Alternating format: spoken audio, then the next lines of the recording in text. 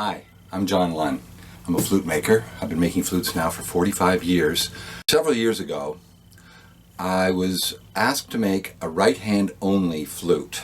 The player had had a stroke and lost the entire use of his left arm and hand and couldn't lift it at all.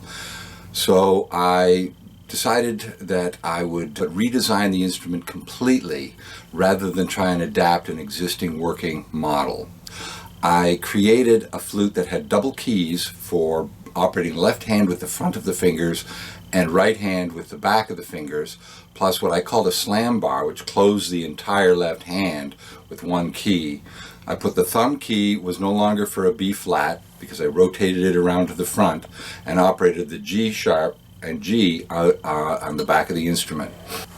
I decided to let the flute player who was buying the flute to do the testing because he was the one who was going to be playing it, and the fingerings, as you'll see on the fingering charts, was so unusual that getting a regular flute player to try and play the flute would be just as challenging as having him play it himself.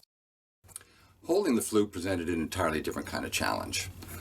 See, most instruments, woodwind instruments, you're going to hold vertically, so you could put a ring on it and hang it around your neck. However, when holding the flute horizontally with just one hand and needing to use the thumb, it needed support here.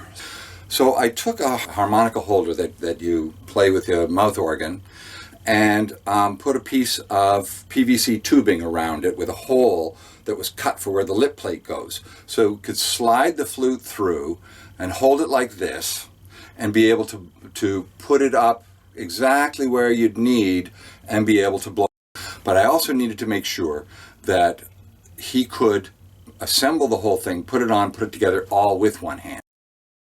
So that's my one-handed flute story. Being able to help someone who's lost the ability to play professionally, like losing part of your personality, like losing part of yourself, and being able to bring that back has been very rewarding.